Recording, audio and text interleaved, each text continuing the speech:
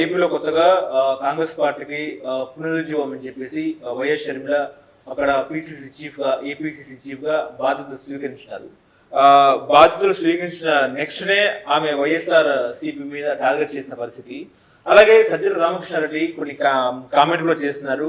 చంద్రబాబు చివరి అస్త్రం వైఎస్ షర్మిల అని వైఎస్ఆర్ సిపిల నాయకుల మాటల దాడి ఎట్లా చూస్తారండి?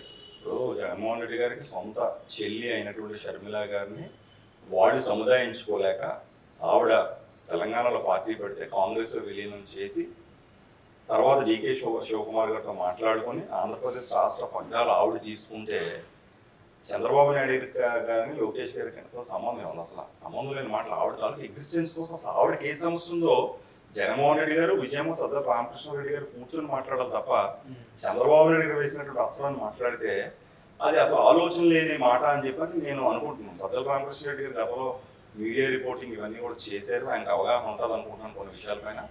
ఆంతరాంగికులు ఎవరు? చంద్రబాబు నాయుడు గారికి నాకు తెలిసి మొట్టమొదటిసారి షర్మిల గారు మొన్న ఆ ఇన్విటేషన్ కార్డు వాళ్ళ అబ్బాయి రిసెప్షన్ మన ఏదైతే ఎంగేజ్మెంట్ ప్రోగ్రామ్ కి ఇన్విటేషన్ ఇచ్చి ఉంటారు తప్ప నాకు ఈ రోజు బాబు గారు కానీ షర్మిల గారు కానీ మాట్లాడినటువంటి దాఖలు ఎక్కడ మనం మీరు కానీ నేను కానీ 40 సంవత్సరాలు కూడా ఎక్కడ చూడలేదు.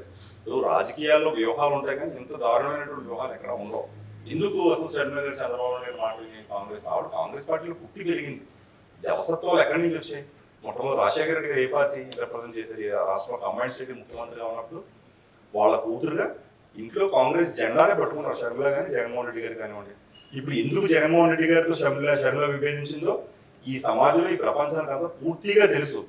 అందువల్ల వాళ్ళలో ఉండేటువంటి వర్గ విభేదాలు, అన్నా చెల్లెలకి ఉన్నటువంటి ఫైనాన్షియల్ మ్యాటర్స్ కావచ్చు, లేకపోతే బాబాయ్ హత్య కానివచ్చు, ఇట్లాంటి రకరకాల డైమెన్షన్స్ సొంత చెల్లి డిఫర్ అయి బయటకు వచ్చి ఆవిడ పార్టీ పెట్టుకొని ఆవిడ ప్రభుత్వానికి వ్యతిరేకంగా పోరాడుతుందనంటే లోపల ఎంతో అగ్ని జ్వాలలో ఖచ్చితంగా ఉన్నాయని చెప్పని వాళ్ళకి అంతర్యుద్ధం జరుగుతుందని ప్రజలందరూ భావిస్తున్నారు. సో కానీ వైఎస్ మాటలు చూస్తుంటే రాహుల్ గాంధీని ఎలా పిఎం చేయాలి అనడం కాదు, చంద్రబాబుని ఎలా సీఎం చేయాలి అన్న విధంగా ఉందని చెప్పేసి సజ్జల రామకృష్ణారెడ్డి చెప్తున్నారు. ఇప్పుడు రకరకాల కామెంట్స్ రాజకీయ నాయకులు వారి నేపథ్యం గూర్చి వారి ఎగ్జిస్టెన్స్ కోసం మాట్లాడుతూ ఉంటారు. ఇందులో సజ్జల రామకృష్ణారెడ్డి గారు వైఎస్ఆర్సీపీ పార్టీని రిప్రజెంట్ చేస్తున్నారు. ఆయన ఎందుకు ఉలిక్కిపడాలి?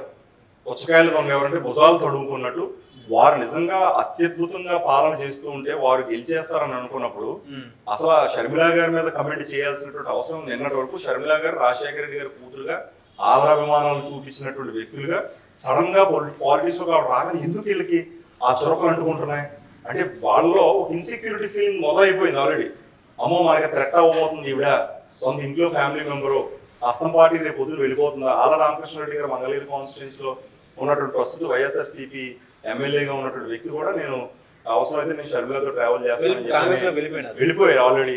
మరి ఇలాంటి వ్యక్తులందరూ కూడా ఆవిడ వెనక ట్రావెల్ చేయడానికి సిద్ధపడితే ఖచ్చితంగా వైఎస్ఆర్సీపీ డిమోరల్ అవుతున్నట్టే, డిస్టేబులైజ్ అవుతున్నట్టే అనే ప్రజలకు తెలుసు పూర్తిగా.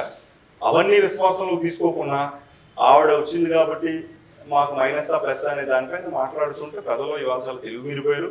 వాట్సాప్లో సోషల్ మీడియాలో ఎవరేం మాట్లాడుతున్నారనే ఆ విచక్షణ కూడా పూర్తి స్థాయిలో ఉంది కనుక అవేం పెద్దగా ఉండవు అని అనుకుంటున్నాను. కానీ ఒకవేళ వైఎస్ షర్మిల ప్రభుత్వ వ్యతిరేక ఓటు చీరితే ఆ ఓట్ బ్యాంక్ అనేది చంద్రబాబు నాయుడుకి లాభం అంటే ఏం చెప్తారు? టీడీపీకి ఖచ్చితంగా ఉంటుంది. ఇప్పుడు ప్రభుత్వ వ్యతిరేక vote already winnowing is decided. ఇవాళ షర్మిల గారు వచ్చిన తర్వాత ఏదో పెద్ద జరిగిపోతుందని మేము అనుకోవట్లేదు. చంద్రబాబు నాయుడు గారి మీద ఒక కాన్ఫిడెన్స్ రీగైన్ అయిపోయింది పబ్లిక్ లో. ఖచ్చితంగా రీగైన్ అయిపోయినటువంటి తరుణంలో చంద్రబాబు నాయుడు గారికి పట్టం కట్టడం కోసం ప్రజలు ఆల్రెడీ సంసిద్ధం అయిపోయారు. ఇంకొక నెల రోజుల ముందు షర్మిల గారు వస్తే పెద్ద ఏమి ఉపద్రవాలు ఏమి అక్కడ జరిగిపోయి అది మా పార్టీకి అయితే అడ్వాంటేజ్ జరుగుతుందని చెప్పని అనుకోము. ఎందుకంటే పార్టీ చాలా క్లియర్ గా డిఫైన్డ్ గా ఒక స్ట్రాటజీని ఇంప్లిమెంట్ చేస్తుంది. భవిష్యత్తు గ్యారంటీ అని చెప్పిన పెద్ద ప్రోగ్రామ్ ఇవ్వడం జరిగింది. ఈ మెరుగైనటువంటి సమాజం కోసం అడ్మినిస్ట్రేషన్ ఈయనకే ఉందనే విషయాన్ని ప్రజలు గుర్తిస్తున్నారు. ఆల్రెడీ బాబోయ్ అని చెప్పి తీసుకుపోయారు కాబట్టి చంద్రబాబు నాయుడు గారి కోసం ప్రజలు ఆల్రెడీ వెయిట్ చేస్తారు ఎప్పుడెప్పుడే ఎలక్షన్స్ వస్తాయని చెప్పని. అందువల్ల షర్మిల గారు వస్తేనో గెలుస్తాం అనేది లేదు, ఆల్రెడీ డిసైడెడ్. వార్ అన్నది వన్ సైడ్ అయింది.